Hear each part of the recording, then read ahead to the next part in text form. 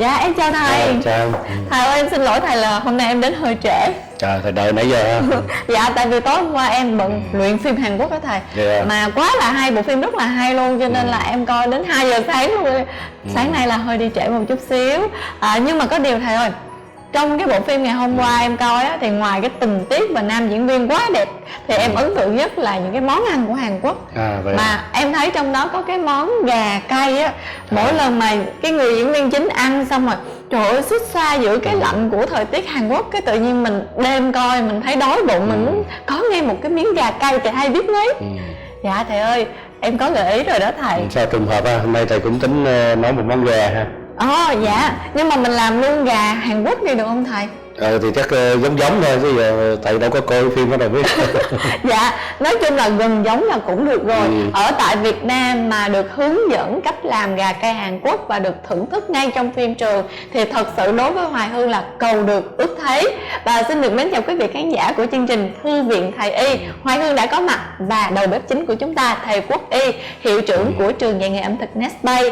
Nhưng mà Hoài Hương cũng không quên gửi lời cảm ơn đến nhãn hàng Julie Medfood đã luôn đồng hành cùng với chương trình.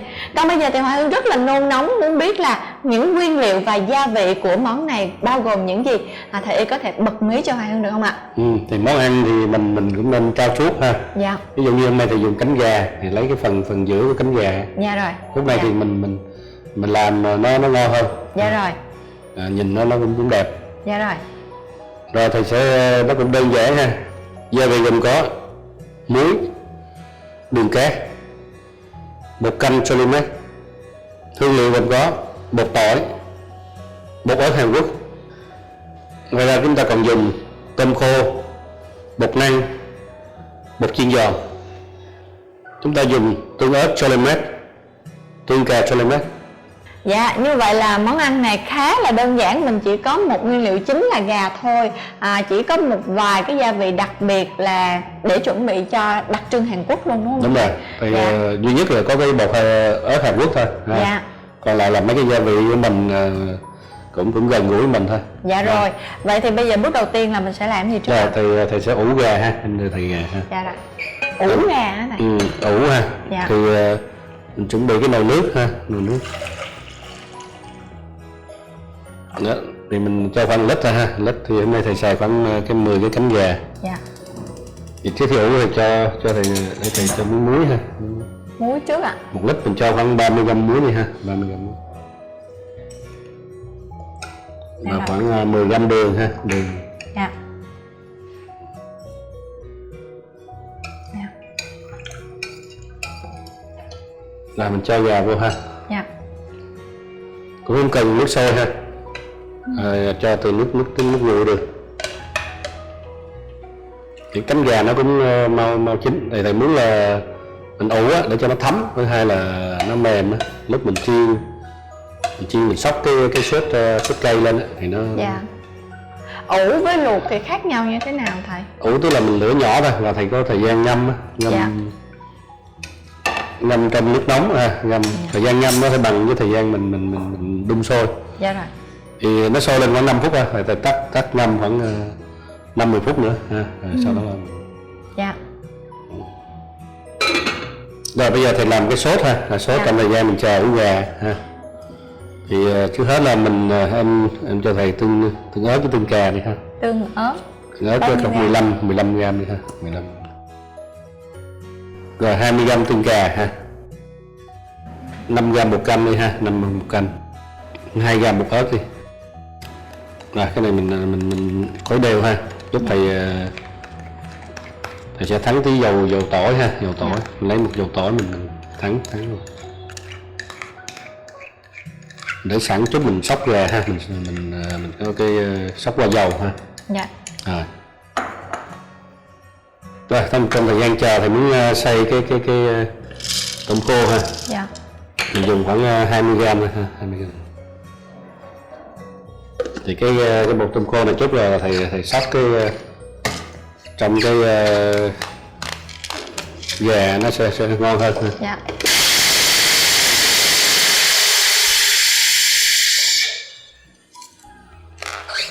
Cho vào làm chị.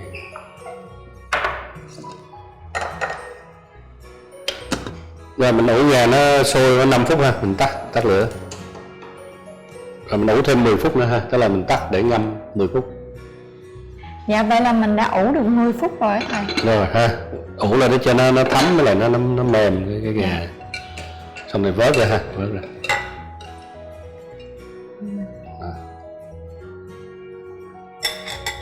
Rồi. Dạ. Bây giờ thầy trộn cái bột ha. Thì mình có cái bột năng với bột chiên giòn ấy. Dạ. Mình sẽ dùng cái bột năng là 30g ha. Bột chiên giòn là 70g. Mà bột tôm khoảng 10g thôi ha. Rồi cho mình trộn lên ha, trộn lên. Là có thể lấy bao tay mình trộn. Rồi bây giờ mình chiên lên ha, gà mình sẽ chiên lên. Cho mình đun dầu nóng ha, nóng lên rồi mới chiên. Rồi mình chuẩn bị dầu nóng rồi ha, nóng lên thì nó chiên ha.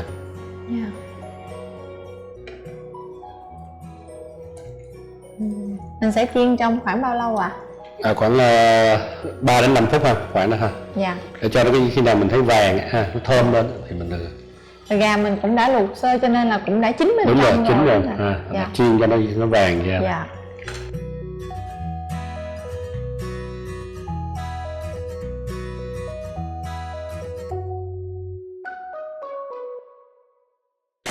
Thôi. Rồi gà vàng cái mình lấy ra ha. Mình nhớ là cái lửa cái lửa lớn ha, lửa lớn để mình. Dạ em nhớ bài rồi thầy. Nó không dính dầu. Đúng rồi, nó sẽ nhả dầu ra và món chiên của mình nó sẽ không có quá dầu. Đúng rồi. Ăn thì cũng sẽ đỡ mập hơn. Đúng rồi.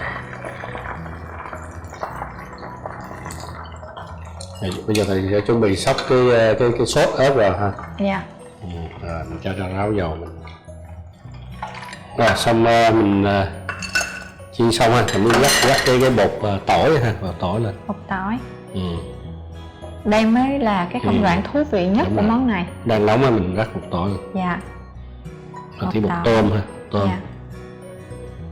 Tôm. Rồi tí bột ớt ha. Dạ cái này là không thể thiếu nè, bởi vì là gà cay mà. Rồi. Trộn xong ha thì thầy sẽ sốt cái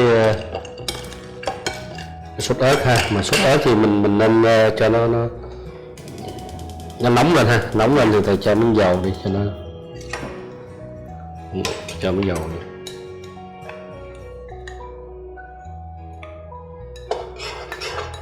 Đó, mình đổ sốt vào đây ha. Dạ.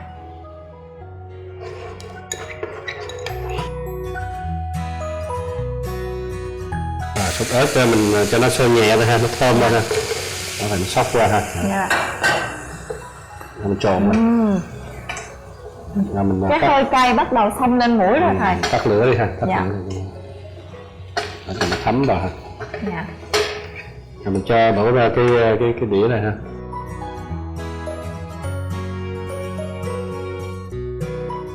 Đó, nó đang nóng lên vậy ha. Đó,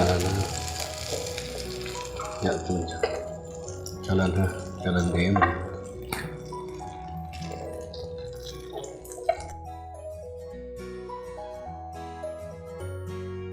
Thầy ơi, như vậy là phim đã trở thành đời thực rồi.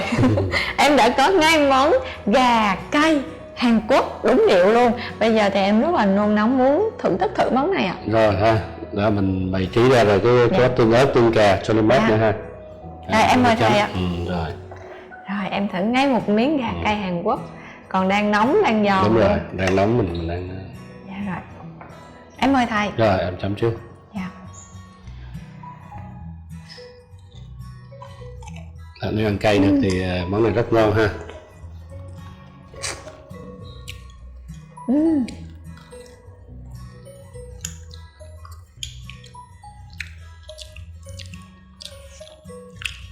Xuất sắc luôn hả ơi.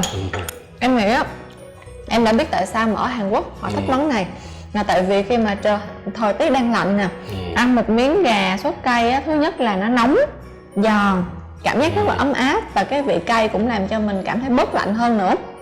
Cho nên ở Việt Nam nếu như mà đúng mùa lạnh mình ăn món này thì đúng rượu. Còn bình thường mình thèm mà trời thì đang nóng thì thôi, vô phòng bật máy lạnh xong rồi làm ngay một đĩa gà cay như thế này cũng rất là tuyệt vời. Vừa thưởng thức gà cay Hàn Quốc mà vừa được xem một bộ phim tình cảm lãng mạn của Hàn Quốc nữa thì không còn gì bằng.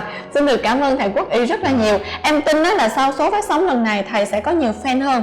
Tại vì các bạn trẻ hiện nay thì rất là thích những cái món liên quan đến Hàn Quốc nè, ẩm thực Hàn Quốc, bởi vì thật sự là nó cũng khá gần gũi với người Việt Nam. Xin được cảm ơn thầy Quốc Y, và lần sau thầy hứa là sẽ hướng dẫn em một món thật ngon và dễ làm như thế này nữa nha. Dạ, sẽ tiếp tục nha. Dạ, em cảm ơn thầy. Và xin được cảm ơn quý vị khán giả đã luôn đồng hành và ủng hộ cho chương trình Thư viện Thầy Y. Và quý vị có những đóng góp ý kiến gì thì quý vị có thể để lại bình luận ở bên dưới nhé. Hoài Hương sẽ xuyên đọc bình luận và tìm ra những món ăn mà quý vị đang quan tâm để đề nghị thầy Y hướng dẫn cho chúng ta. Xin được gửi lời cảm ơn đến nhãn hàng Chile Food đã luôn đồng hành cùng với chương trình này. Còn bây giờ thì thầy Quốc Y cùng với Hoài Hương xin được nói lời chào tạm biệt và hẹn gặp lại trong những chương trình kỳ sau.